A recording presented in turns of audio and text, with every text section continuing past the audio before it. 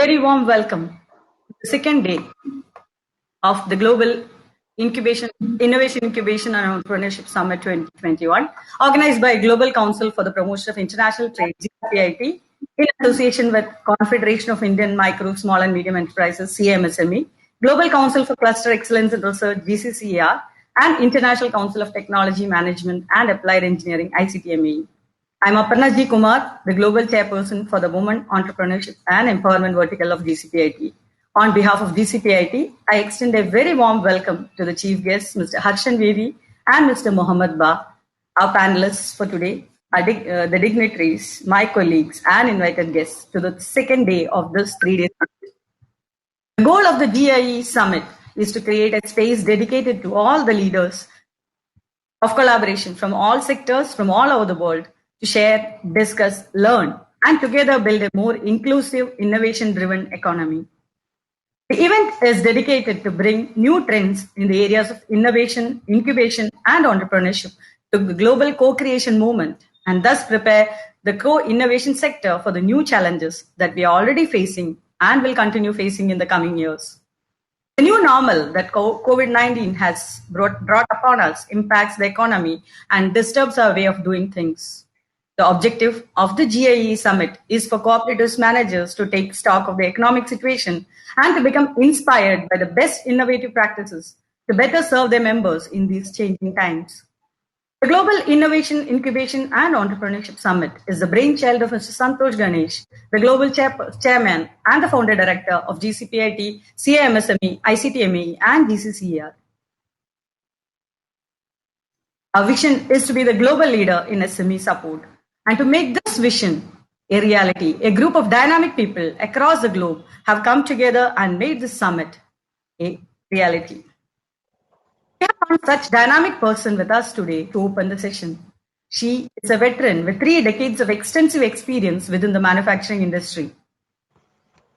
Writer of P&A Industries, and under her leadership, P&A Industries has marched forward in the last 30 years with supplying to the Indian railways, defense, PSUs, and also through direct marketing. She is a go-getter, a trendsetter, and a visionary with a positive bent of mind and an entrepreneurial attitude. An ambitious person, she was born and raised within an army environment and was always taught to move ahead with discipline and commitment. Her conviction towards work is hereditary and was bestowed to her by her father, who was a disciplinarian himself. Is, if it is to be, then it is up to me. Let me proudly invite the National Chairman of MSME Group Vertical of CMSME, Ms. Anju Bajaj. Over to you, ma'am. Thank you, Padna. Thank you for giving me this opportunity to be a part of this August panel and this event. You know, this conference will give a chance to learn about building a business and be building part of the global journey towards building and knowledge.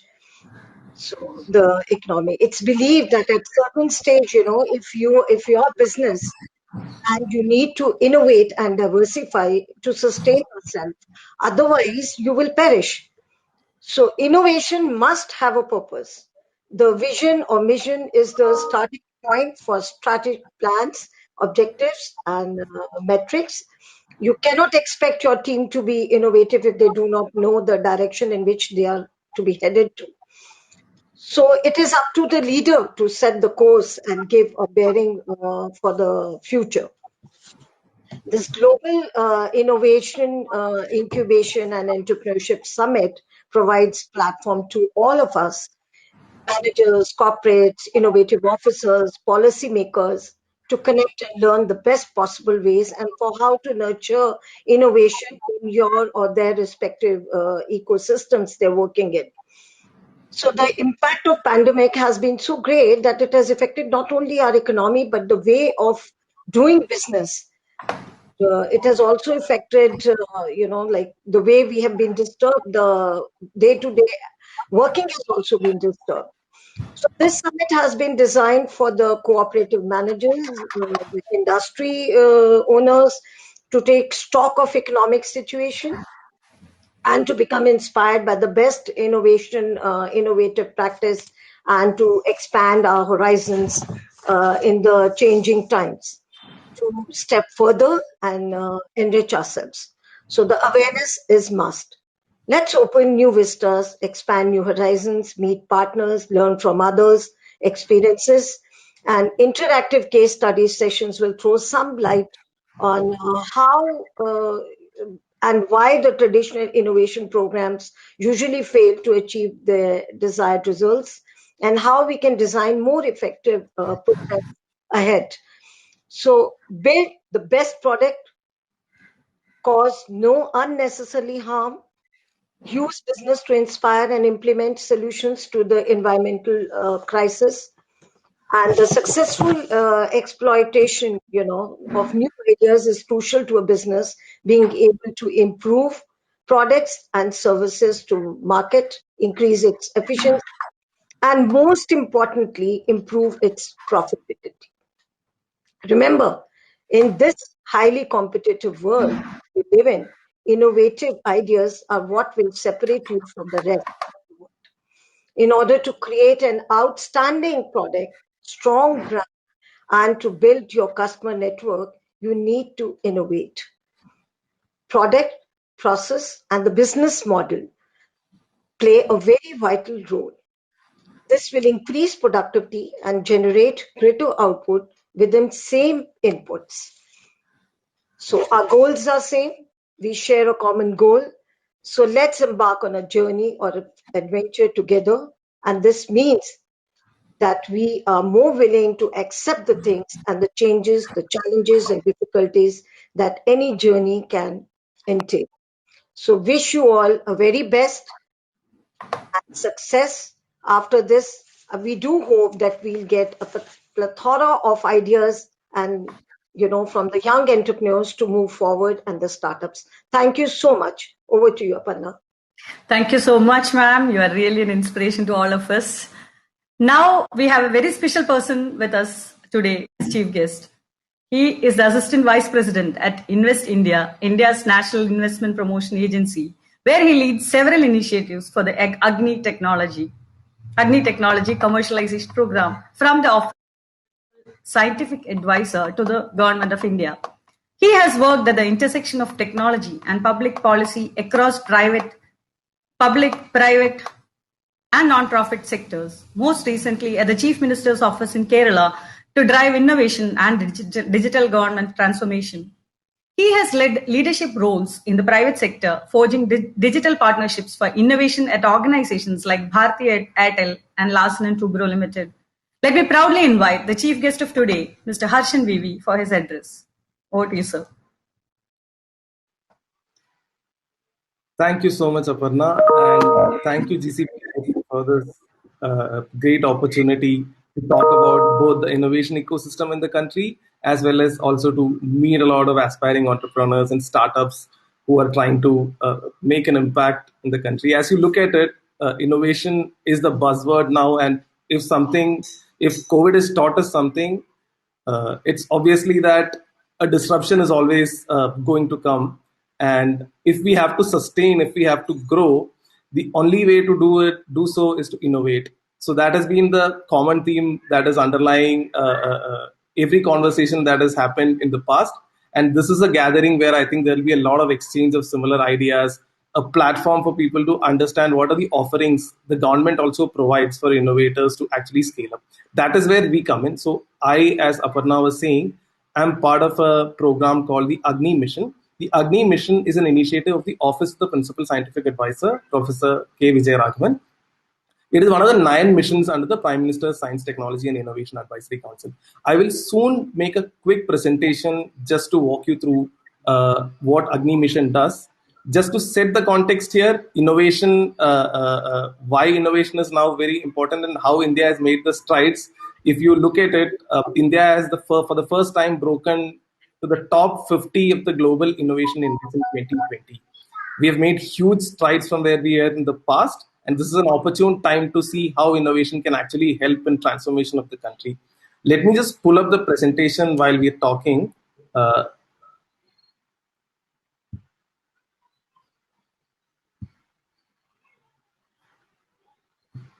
Aparna, is my screen visible? Not yet, sir.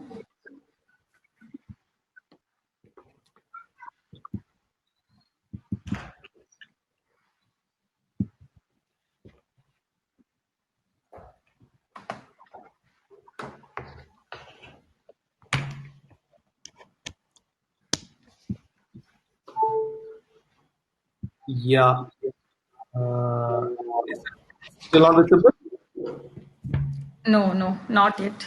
Right. It's,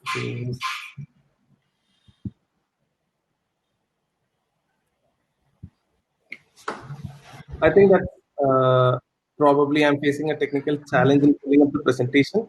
So I will go. I will go with the conversation forward.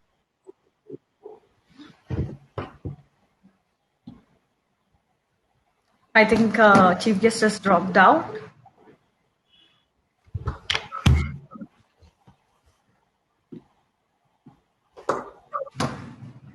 Okay. So, shall we move ahead with the international chief guest? We have one more special person with us today as our international chief guest. He is a senior coordinator, Digital Innovation Ecosystems, ITU. He leads the innovation program for the development sector at the International Telecommunication Union, the UN specialized agency for ICT telecommunication. His role is to help strengthen ITU membership capacity to accelerate digital transformation. His passion is to help communities unlock their potentials through stakeholder empowerment and connecting opportunities to resources.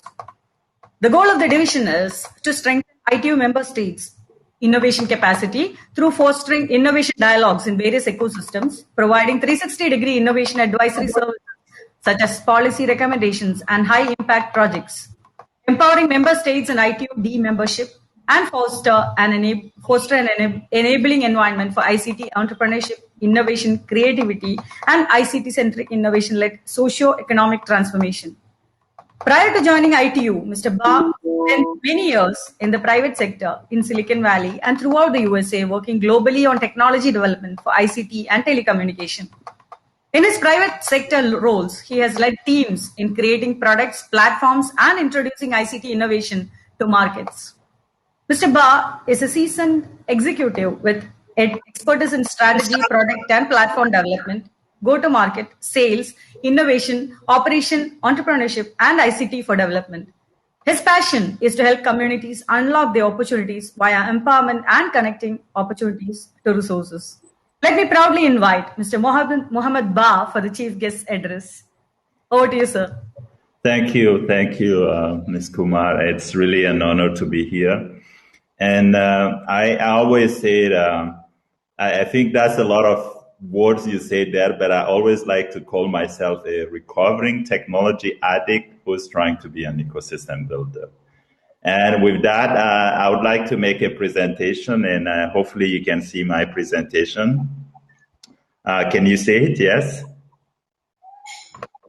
Not yet, sir. Okay, sorry. I probably have to share because it wasn't shared. So let's do that. Yeah, can you see it now? Yes, we can. Excellent. So for those who may not know what ITU is the UN Specialized Agencies for the ICTs. It's the oldest UN organization to existence, and I'll tell you why, because it was founded before the UN. It's as old as the Red Cross. So we're almost 160 years old now. And the ITU is an interesting organization because it's one of the organizations in the UN who has both private sector membership and member states, all member states being members, and the private sector. So you'll find big companies like Google, Cisco, but pretty much anybody who has some kind of interest in technology, whether it's SpaceX would like to put some satellite in space, or whether it's a telecommunication organization who has some interest in frequency allocation or an interest in standardization like 5G. But the part that I work for is called the development sector. It's actually newer. It's maybe 30 years old. It's focused to help development with technology. And this applies both to developed countries and developing countries. And I'll tell you a little bit more why we do this. So we know that our societal revolutions have tensions. We have been growing up from an agrarian system to a globalization where everything is even more confusing in a sense that we have more tensions When we were in agrarian society, it was a tension between landowner and those who do not own land. Today, it's really a tension with an invisible ownership of assets and how those assets reach out into different markets. And the question is, are we going to have high inclusion society or low inclusion society? And I'd like to speak more about this. Why we're doing this, we all know what the UN wants to do. So it's the future we all want, our member state of the UN or a stake in the UN, in this world, in this planet. These are the SDGs. And we know that the SDGs have been reset because we have not met the previous development goals, right? The Millennium Development Goals. Now, our biggest failure really is that we have this failure of our innovation ecosystem to create jobs and inclusions. So if you think of an entrepreneur or a tech startup or an intrapreneur, which you work for an organization, you have an idea, you need to take this idea to market. You have to go through this valley called the Valley of Death, where you need some kind of investment, support, resources, different type of things to really grow out of it and to really have a product and service at the bottom of this valley and to be sustainable, which means maybe you're a small and medium business, or at least you're having a product out there and to be high growth. Well, we know this is not happening because when we look at the statistics around the world, we can see that some countries are clearly just factor-driven economies, meaning that most of their input or economic output is basically depending on factors like land-related, which is agriculture, mining, different things. But then you have some countries who are really innovation-driven. So it's a knowledge society, it's everything. Every country has a component of this, but for the majority, if you're based on inputs like labor and land, you are factor-driven. And if you're based on knowledge, you're innovation-driven. So we know there is a risk of being left behind. And the reason why this is important to everybody is because technology is bringing change. And with that, you want to be an innovation-driven economy, then you will have world-class export, highly skilled jobs, and you will have high-growth industries. Now, that's not necessarily the case. The picture I'm showing you is just a place in Europe. It's Montenegro. Well, you go there, you talk to several stakeholders. It's a beautiful touristic place, but they have technology. So if you are a tech entrepreneur in Montenegro, and I'm telling you the real story, one of the operators of the first website who is basically connecting people to housing, the minute booking came in Montenegro, basically, his business or her business was gone after 2 weeks. That's how fast things goes, right? So the innovation in housing really made significant changes in that neighborhood. And this is happening more and more. If you look at the statistics of the internet, we know that we have connected over half of the world population, but it's really difficult to connect the other half because it's no longer about the connectivity, it's also the services. And when we look at the world, we see that a few countries have a lot of technology, so they're developed, but they don't necessarily have a market, right? Now, we have many countries with a lot of markets, and the developing countries especially, but not necessarily access to the technology. And we know that this gap is growing in a bit, right? Because we can look at it from a simple indicator as our internet access, right? You would see like this splitting happening. Now, the key challenge of most of these communities is their inability to really absorb the technology. So how many people remember when we had the world of 3G or open source software? And this has been more than 20 years ago, and you still go in some communities, they have not really learned to really leverage this technology to create new products and services. Now we have hundreds of technology coming in, and they go through this hype cycle that Gartner is so famous for. And the various communities are really not able to leverage that. And to be clear, in the definition of an ecosystem, is basically that environment, the stakeholders in it, and how they relate to each other. I think today we abuse and misuse the word ecosystem to mean everything, partnership. But ecosystem, in our understanding, has a sustainable and organic component, so this is important. I'll explain a bit more about this. When you look at a country or a community, you'll find these different stakeholders. You may have the government, the public sector, academia, the people with finance, or the entrepreneurial support network like the incubators and accelerators. when you try to see how they're working together, everybody has a different understanding of what the problem is or a different needs. And most of the times, these stakeholders are not coming together in their environment. Therefore, they don't have the right ecosystem to be able to take the technology, leverage it, and address the problems in their community and be competitive globally. This is the digital, so we know, therefore, that this is one of the root causes because there is a digital innovation gap. So that's the root cause of our digital divide. And we're getting more and more where we see a lot of people or a few people owning most of the technologies and most of the innovation in a way because it has the scale effect, and very few people actually benefiting in that sense. And you can see that in the assets of many of the big companies. They're sitting on lots, I would say trillions of money.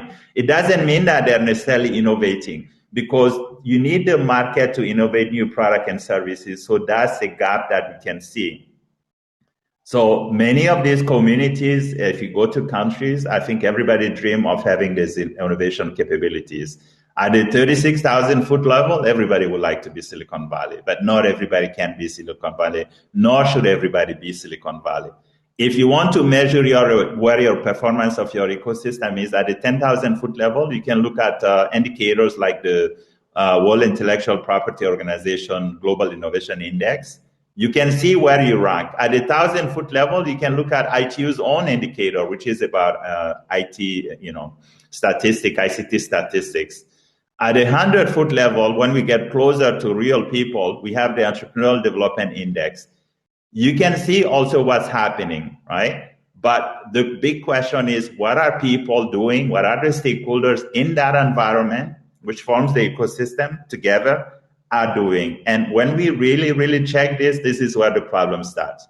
So many of these communities will say, or countries will say, well, we have a really good ecosystem, but we know that ecosystems are not even countries, they're cities, they're geographical areas, right? But that's not good enough. You could have all of the ingredients, but you have to have the right ingredients.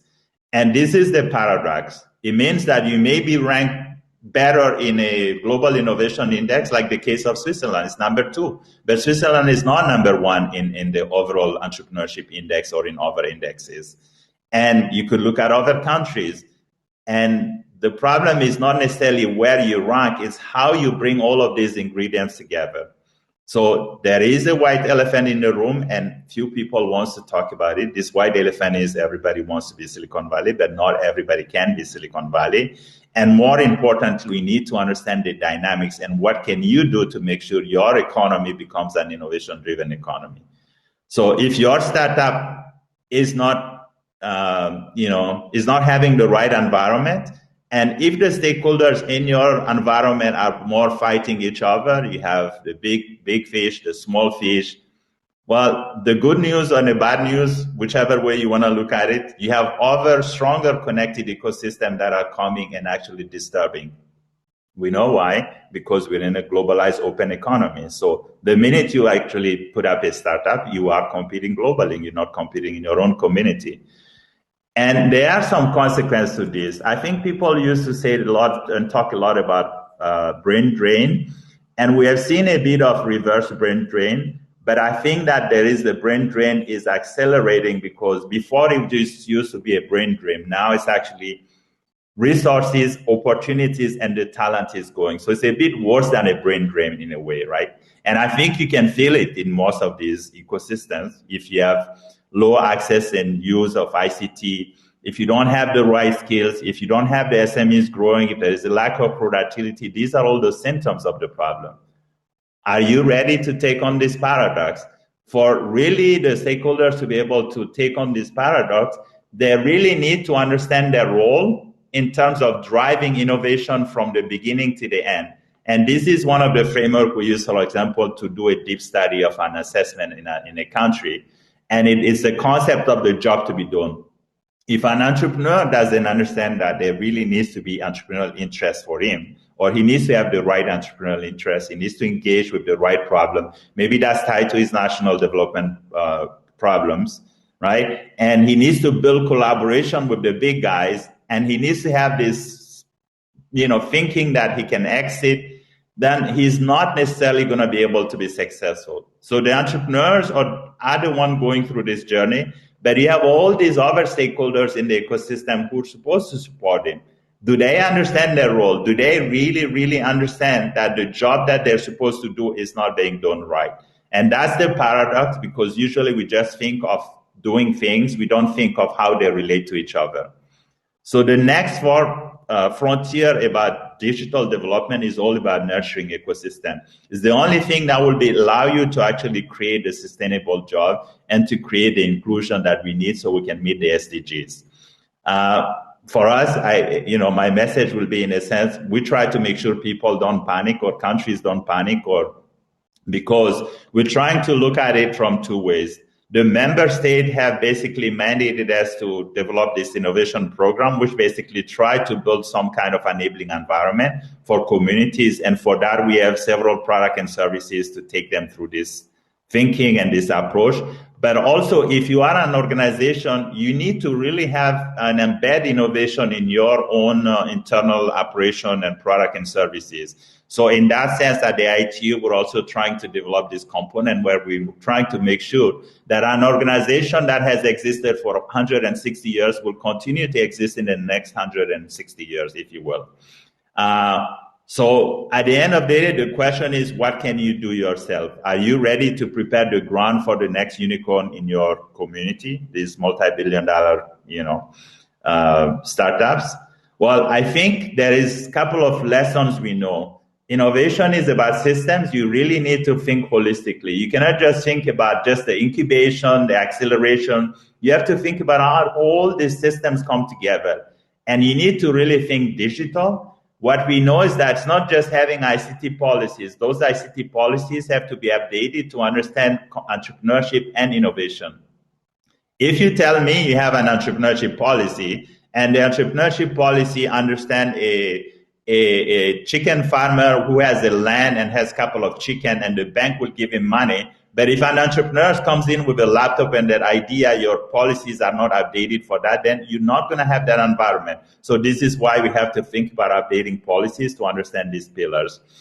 We also have to think about ecosystem. As I say, it's the relationship between the stakeholders and their environment. That's the right approach. This is what glues the whole system together.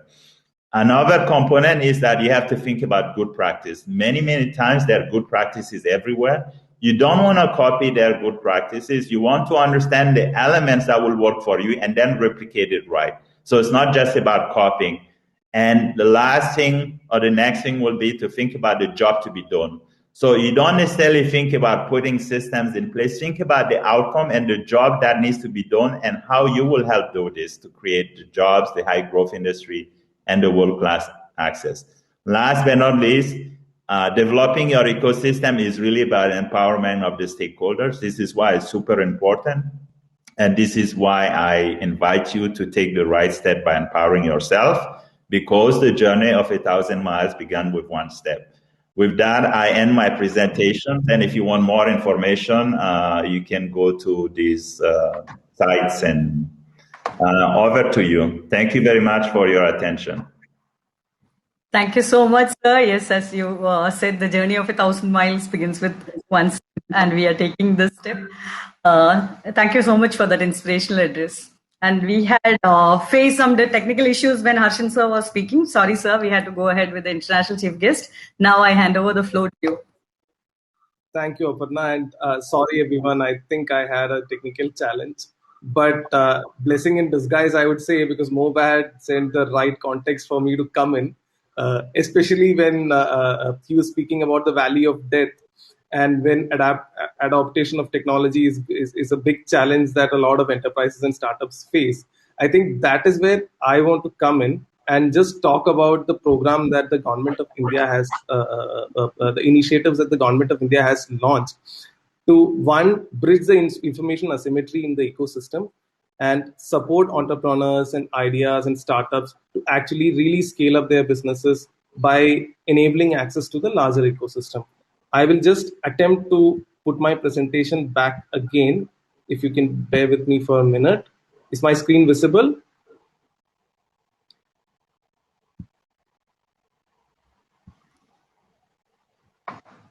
Yes, it's visible.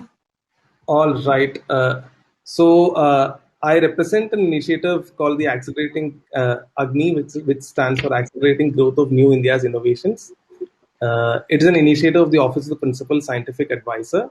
The intent of launching this initiative was to bridge the information asymmetry, as I was speaking about, and see how the government can create opportunities for enterprises and startups to actually access and bring in technologies for transformation of the country, as well as also bridge the gaps in the ecosystem and create a convening platform for everybody to be on the same page. Uh, we are an initiative which is housed under Invest India. Again, I'd just take a minute to talk about Invest India. Invest India is the national investment promotion agency of the country, which comes under the Ministry of Commerce and Industry.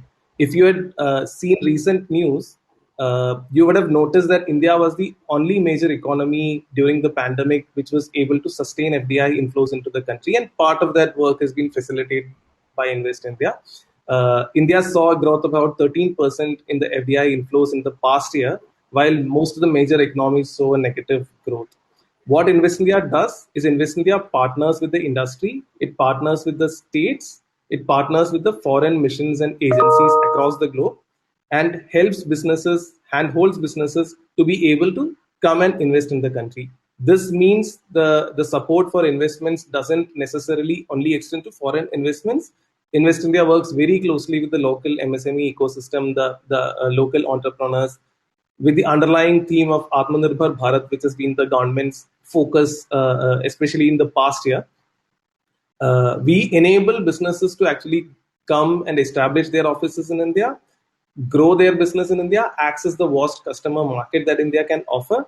And that also alludes to the factor that India as a market is a very attractive proposition, but we also have to have domestic capability to be able to consume and grow that market. Invest India has been awarded the Best Investment Promotion Agency award for a few years, and the recent one was in 2020 when UNCTAD awarded Invest India as the best IPA in the world. This is just an overview of what Invest India does. Coming to Agni Mission, Agni Mission is a initiative of the Prime Minister's Science, Technology and Innovation Advisory Council. The PMSTAC is an overarching body for India's science and innovation landscape. There has been a lot of focused efforts around developing a technology base in the country. And there has been a lot of activity around public research labs starting to collaborate with startups and entrepreneurs to bring those ideas into fruition and also use the larger research base for the benefit of the country. So this body is chaired by the Principal Scientific Advisor, and it has 9 national missions, all of which you can see on the screen. They are mostly deep technology missions and missions that are of strategic importance, and Agni is one of them. Agni's role here is to act as the commercialization entity for innovation. So Agni is a national technology commercialization program. We provide support for commercialization of India's R&D base and also early stage innovations.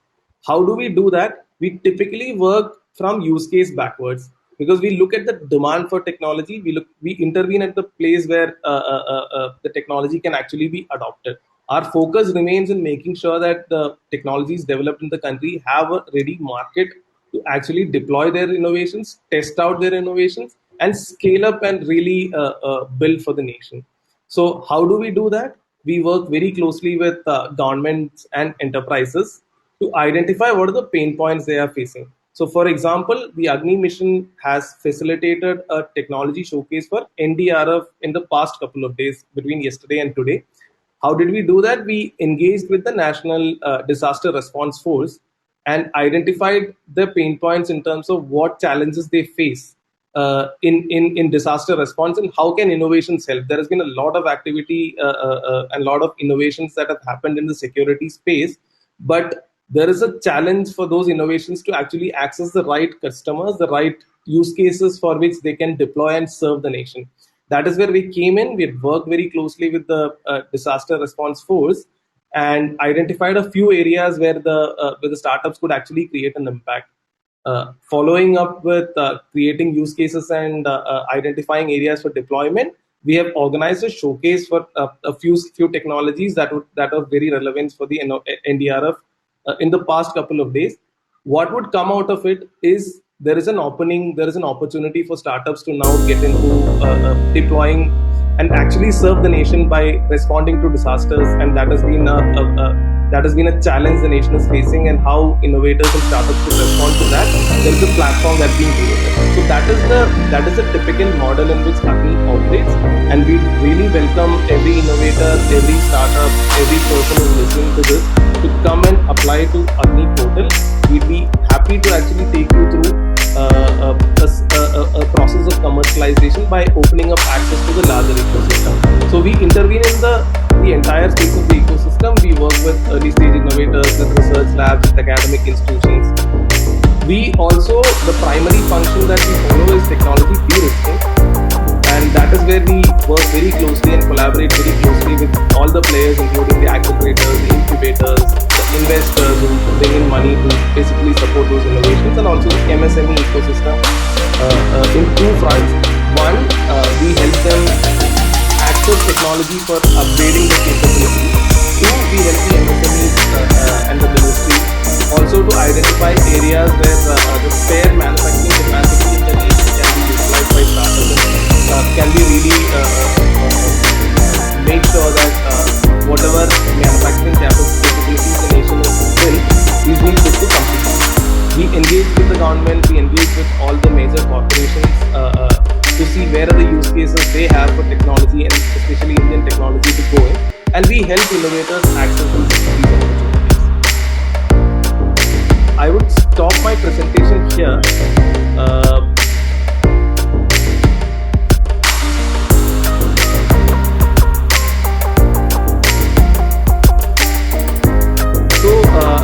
Just to set the context, Agni Mission is an initiative which is a pro bono initiative, and we are happy to actually welcome applications from anybody and everybody who is attending this session, who wants to scale up their businesses and who want to see how they can actually access the plethora of opportunities the government is providing them.